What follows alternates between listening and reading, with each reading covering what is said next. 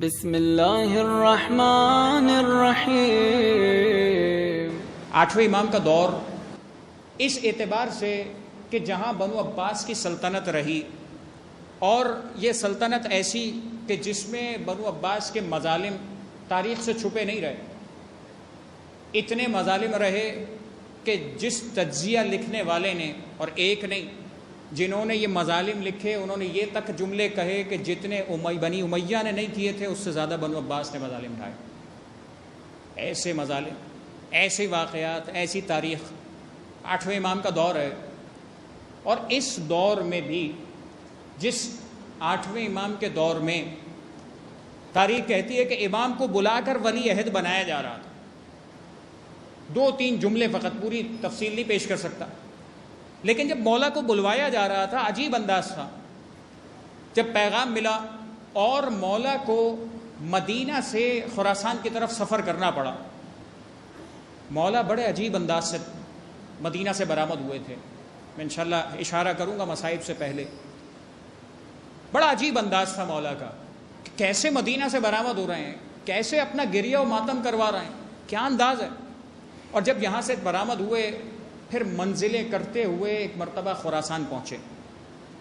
خراسان پہنچنے کے بعد اب جو حاکم امام سے گفتگو کر رہا، جو دنیا کی، یعنی بعض اوقات ایک جملہ، صرف جملے کی حد تک ہی ذہن میں رکھیے گا کہ ہم سمجھتے ہیں کہ ڈیٹا کی مینوپولیشن، آج یہ تینوں لفظ، مینوپولیشن بھی اور ڈیٹا بھی، یہ دونوں الفاظ ایسے ہیں کہ جو کسی بھی شخص سے نہ پوشیدہ ہیں نہ معنی اس کے ایسے ہیں کہ نہ سمجھ میں آئے۔ ڈیٹا کی مینوپولیشن کا نام عقل نہیں ہے۔ ادھر سے ادھر کر دینا، ادھر سے ادھر لگا کر نتیجے نکال لینا، عقل اس چیز کا نام نہیں ہے۔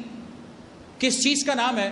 اور کیسے عقل والا سامنے والے کی اس بنیادی گہرائی اور بنیادی برائی کو کیسے سامنے لاتا۔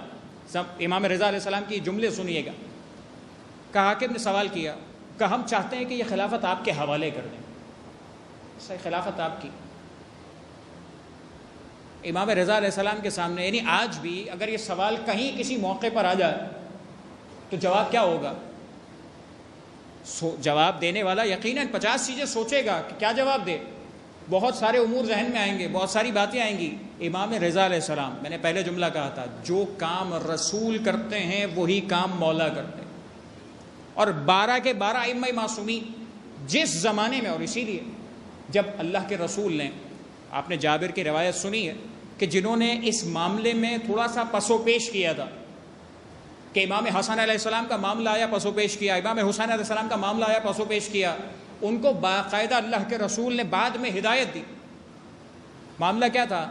معاملہ یہی تھا نا، اللہ کے رسول نے فرمایا تھا الحسن والحسین امامان قاما و قاعدہ، یعنی یہ جو فیصلہ کریں ان کے فیصلے پر اعتراض نہیں کرنا، جو فیصلہ کریں مانتے جانا، اس لیے کہ یہ وہی کریں گے جو حجت خدا کو کرنا چاہیے۔ جس وقت میں جو فیصلہ حجت کر دے وہی حق ہوگا، اور اسی پر قائم رہنا حق اور عدالت کی دلیل ہوگی۔ کہ امام حسن امام حسین علیہ السلام کا دور گزر گیا، بقیہ ائمہ معصومین کا دور گزرا، آٹھویں امام کا دور آیا، سامنے سے حاکم کہہ رہا کہ آپ ولی عہد قبول کر لیجئے، بلکہ حکومت قبول کر لیجئے۔ پہلا تقاضا تو یہی تھا۔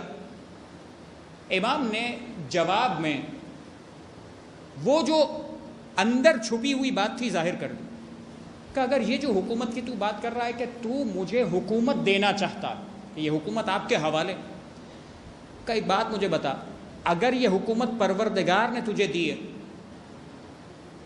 اگر خدا کی طرف سے تجھے ملی ہے، تو تو اس کا مطلب خدا کی طرف سے حجت اور حکمران ہے، تو تجھے اختیار کیا ہے کہ تو میرے حوالے کر دے حکم؟ تجھے اختیار کس نے دیا کہ تو یہ حکومت میرے حوالے کر؟ اور اگر پروردگار عالم نے تجھے حکومت نہیں دی اور تو ظالم اور غاصب بن کر بیٹھا ہے، تو تو مجھے یہ حکومت دے کر کون سا احسان کرنے جا رہا؟ یہ بات تھوڑی سی ایسی تھی کہ جو بری لگی۔